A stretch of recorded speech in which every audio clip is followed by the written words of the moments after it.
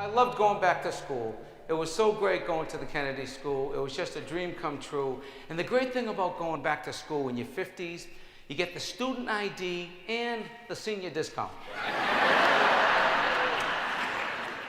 And there's a lot of positive things happening in the world too. The Pope, how about what a breath of fresh air this guy is, huh? Oh my God, what a breath of fresh air. I actually got a tweet from Pope Francis, okay? I'm not kidding you. He's following me on Twitter. Let me just say this. As a Catholic, it's a lot of pressure.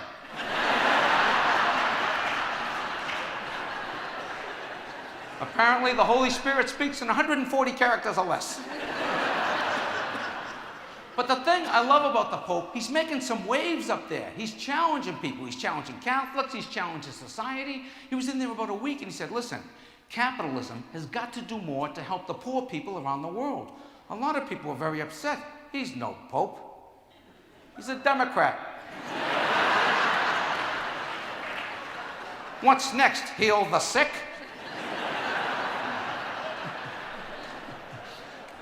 And I loved when he said, listen, the church has to stop obsessing about all these controversial social issues that are separating people from one another. Stop obsessing about birth control and abortion and gay marriage. What a breath of fresh air. Even my atheist friends were saying, thank God. 4 states legalized recreational marijuana this year. And Colorado was the first, back last January, legalized it. And the data is coming in on the recreational marijuana. And there's good news and there's bad news. The good news, a lot less people in jail for using marijuana. Excellent.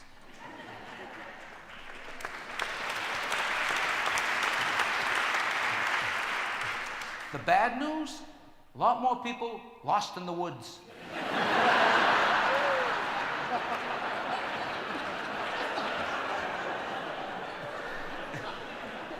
And when Colorado legalized pot, President Obama was beautiful. He's the coolest president. He was absolutely beautiful. He came on national television.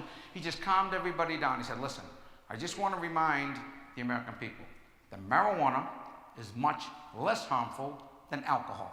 And that's basically true. They're two completely different experiences. Marijuana, at its best, tends to make people think more idealistic, more creative, more noble thoughts about helping their fellow man and woman. For example, I think the people who came up with the idea that somehow private insurance would be able to provide universal health care for every single person in the United States of America and lower cost for everyone at the same time, probably smoking marijuana.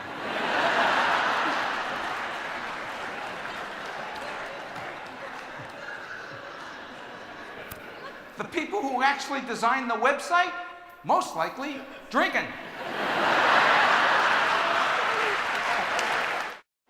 And I love technology. I think we all love technology. But technology can be very, very confusing.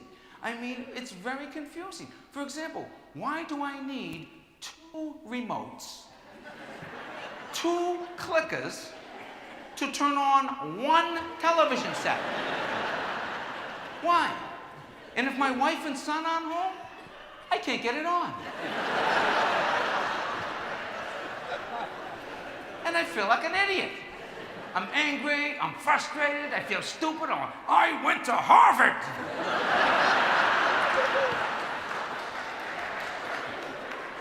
Oh. Do you want on demand? No, I don't want on demand. I want a picture and some sound. $145 a month for cable. Give me a picture and some sound like I used to get when it was free.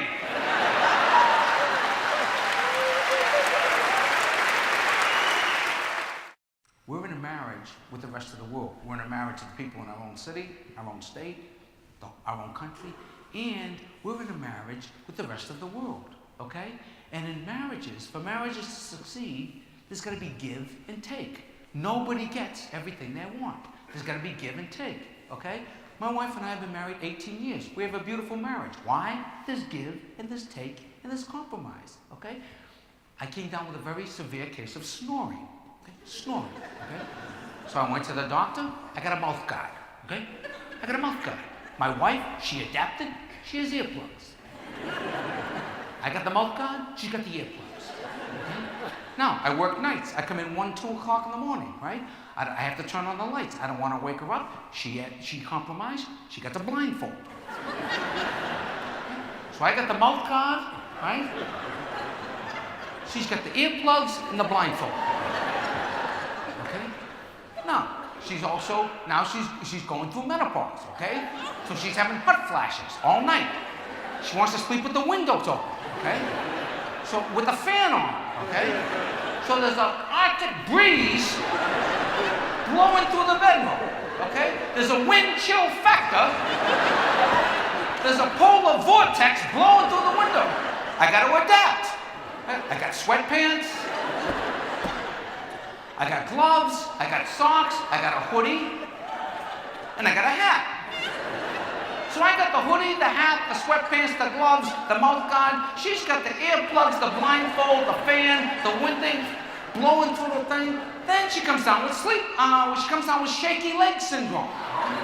She kicks all night. Kicks the hell out of me. I got to adapt. I got one goalie pad.